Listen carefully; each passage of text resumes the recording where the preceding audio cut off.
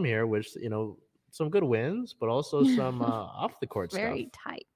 tight. With our Seattle Storm, they did win the last two games of the season that they just played. So they played the 18th against Chicago Sky, and that was a win, 74-71. Our player of the game is Ezzy Magbagor with 21 points, 6 rebounds, and 4 assists. And then on the 20th, they played Liz Cambage and the LA Sparks, and that was also a win, 83-80, another 3-point win.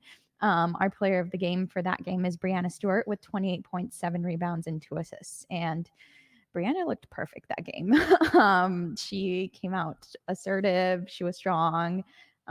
She mentioned how the previous game she still kind of had thoughts of having just been off for COVID, and this time it was just get out on the court and be aggressive. So that's exactly what she did. Moving on to some injury news here. On the 17th, the injury report versus the Sky out would be, of course, Mercedes Russell, who we still don't have a timeline on. She was definitely missed in these last two games, and I think will continue to be missed until we know when she's coming back. Questionable was Brianna Stewart for the health and safety protocols, but then she would be activated hours before the game. On the 19th, the injury report versus the Sparks out, of course, again, Mercedes Russell. Moving on to some team notes here. On the 18th, Kayla Davis was waived, a resulting move from Brianna Stewart coming out of health and safety protocol. On the 19th, the Storm announced a partnership with Coinbase. So they made Coinbase the franchise's official cryptocurrency platform. The deal is the first of its kind for a WNBA franchise. The partnership will educate, inspire, and give fans a chance to engage in the cryptocurrency world, which is really cool because I think that I could use some of that. Well, yeah, I mean, it's cool to see that they'll be the presenting partner of the Commissioner Cup games. I mean, there's some stuff with Force for Change, which is Yeah. nice. Just kind of looking at it, I mean, they'll have their logo on the court now. Yeah. They're gonna have an exclusive Storm themed NFT. And they've also signed deals with Drew Lloyd and Sue Bird, which is nice to see the players get a deal with it, but Yeah.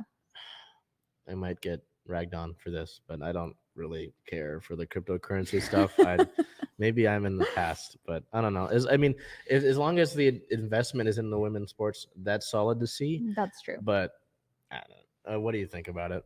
I don't know that I have enough knowledge on the cryptocurrency world. So for me, it was just like, okay, cool. You're giving knowledge to other people that maybe want to learn more or be invested in it. Yeah, so. and I think education about it is the baseline of what you should have before making more of even buying. I think you'd want to be educated on it. So that's good to know.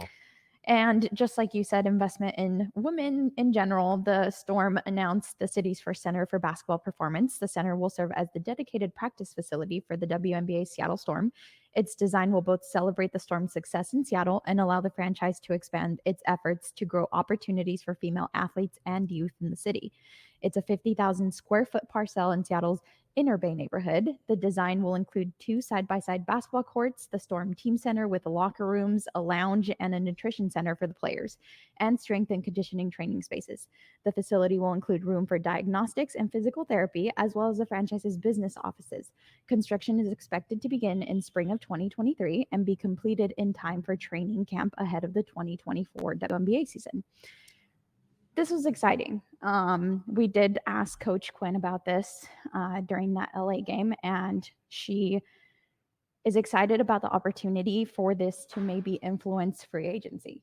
And of course, 4-time championships, she thought it was very well deserved. She said it was about time, actually. So yeah, this completely excited to have.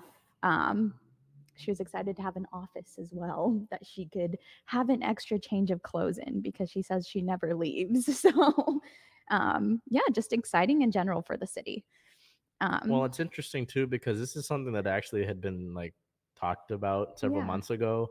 I guess for them to make it official, and I think it was more so that they put in the paperwork to say, okay, this is going to go into effect. It was cool to see, and like you said, I mean, the winningest team in this city. People always forget that, which is annoying. But I think it was put simply best and just overdue and deserved. Yeah. Moving on to some league notes here. On the 17th, Russia is blocking access to Brittany Griner. Officials from USMC have been unsuccessful in multiple attempts to visit detained WNBA star Brittany Griner. That's a shame considering that her trial continues to be pushed, and so we're going more days without communicating with her. On the 18th, NBA Commissioner Adam Silver stated that the NBA is working with the WNBA for Brittany Griner's release. Not exactly sure what that entails or what they are doing to partner with the WNBA for that, but he said, we've been in touch with the White House, the State Department, hostage negotiators, every level of government, and also the private sector as well. Our number one priority is her health and safety and making sure that she gets out of Russia. And again, the State Department is still pushing to have regular contact with Brittany Griner. So let's hope for a more positive update coming up. As it stands, our record for the Seattle Storm is 3-3. They are third in the Western Conference. And looking ahead, we have 2 games against the New York Liberty, one on the 27th with a 7 p.m. tip-off and one on the 29th with a 3 p.m. tip-off. Now we'll transition